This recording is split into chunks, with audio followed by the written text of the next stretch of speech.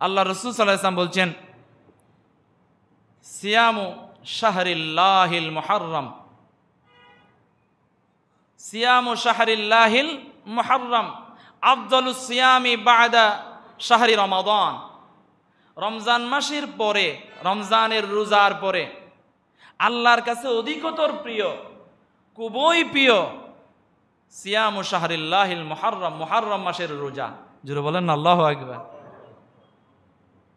এই মাসের 10 তারিখে আশুরার দিনের রোজাটা আমরা সবাই রাখবো, পারবো ইনশাআল্লাহ? আল্লাহ তৌফিক দান করুন বলি আমিন। এই রোজা কেন রাখতেন এটা একটু পর বলতেছি, সময় শেষ প্রায়। এরপরে আল্লাহ রাসূল সাল্লাল্লাহু আলাইহি ওয়াসাল্লাম আশা করছেন যে সিয়ামু ইয়াউমা আশুরা আহতাসিব আলাল্লাহি আন ইউকাফফিরাস সানাতাল্লাতী ক্বাবালাহু। আল্লাহ রাসূল সাল্লাল্লাহু আলাইহি ওয়াসাল্লাম আশাবাদী যে আশুরার দিনের রোজাটার যদি কেউ রাখে তাহলে তার বিগত জীবনের 1 বছরের গুনার কাফফারা হয়ে যাবে। সুবহানাল্লাহ বলেন।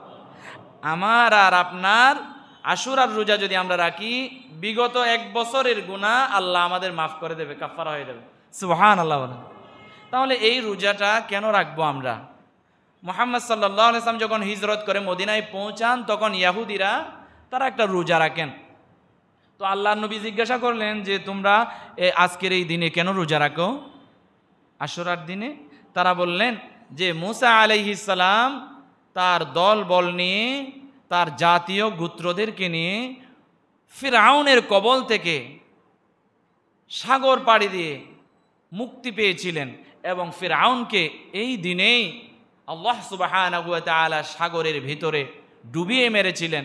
কাজেই মুসা আলাইহিস সালাম এবং তার জাতি 12টি গোত্রের সবাই আজকের এই দিনটাকে পালন করতেন, যে একটা রোজা রাখতেন। সুবহানাল্লাহ বলেন। তো সেই পরম্পরায় আমরাও রোজা রাখি। এখন আল্লাহ রাসূল সাল্লাল্লাহু আলাইহি ওয়াসাল্লাম বলছেন যে মুসা আলাইহিস সালামের পক্ষ থেকে আমরা হইলাম সবচাইতে বেশি হকদার। তাহলে মুসা আলাইহিস সালামের এই মুক্তির জন্য যে একদিন রোজা রাখতেন, এই রোজাটা আমরাও রাখবো। জোরে বলেন আল্লাহু আকবার।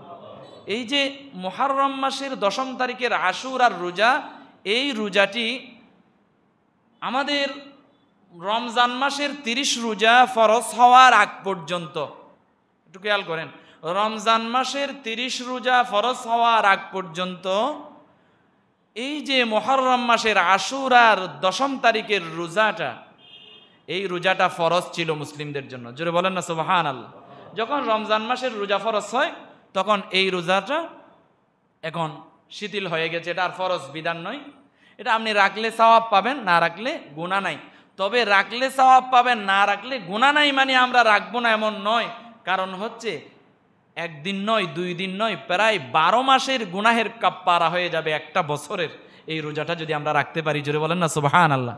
তো আল্লাহ রাসূল সাল্লাল্লাহু আলাইহি ওয়াসাল্লাম আরেকটা নির্দেশনা তাদেরকে দিয়েছিলেন, বলেন যে যেহেতু এই রোজাটা ইহুদিরাও রাখে, অমুসলিমরাও রাখে, খ্রিস্টানরাও রাখে, এজন্য আগামী বছর যদি আমরা পাই তাহলে আগামী বছর থেকে আমরা 2টা রোজা রাখবো, যেন ইহুদিদের সাথে, খ্রিস্টানদের সাথে, বেঈমানদের সাথে আমাদের সাথে মিলে না যায়। জোরে বলেন না সুবহানাল্লাহ। কিভাবে সতর্কতা অবলম্বন করছে দেখেন। এই রোজাটা মুসা আলাইহিস সালামের জাতীয় 12টি গ্রুপের লোকেরাও রাখতেন, পরম্পরায় এ পর্যন্ত রাখতেছেন। মুহাম্মদ সাল্লাল্লাহু আলাইহি ওয়াসাল্লামের ধর্মে আমাদের জন্য রমজান মাসের রোজা ফরজ হওয়ার আগে এই রোজাটা ফরজ ছিল। একটা রোজা রাখতেছেন, এই রোজার সাথে আল্লাহ রাসূল আরেকটা রোজা মিলিয়ে দেওয়ার কারণ হলো ইহুদি, খ্রিস্টান, বেঈমানদের সাথে যেন আমাদের আমলের মিল না থাকে। জোরে বলেন না সুবহানাল্লাহ। আল্লাহ রাসূল সাল্লাল্লাহু আলাইহি ওয়াসাল্লাম যদি এভাবে সতর্কতাকার নির্দেশ দিতে পারে, আমাদেরকে ছোটখাটো বিষয় থেকেও বিরত থাকতে হবে ইহুদি খ্রিস্টানদের থেকে।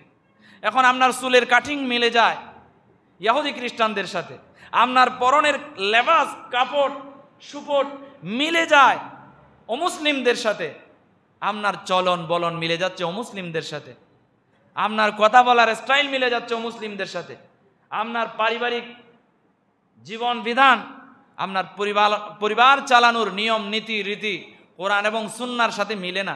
ইহুদি খ্রিস্টানদের সাথে মিলে যাচ্ছে, তাহলে আপনি কখনো আল্লাহর নবীর প্রকৃত অর্থে উম্মত হতে পারেন না।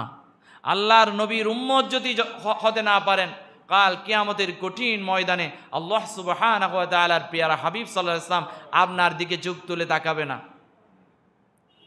আপনার দিকে আল্লাহর নবী তাকাবেও না, সুপারিশ করবে তো দূরের কথা, আপনার দিকে আল্লাহর নবী তাকাবেও না, বলবে দূর হয়ে যাও, দূর হয়ে যাও।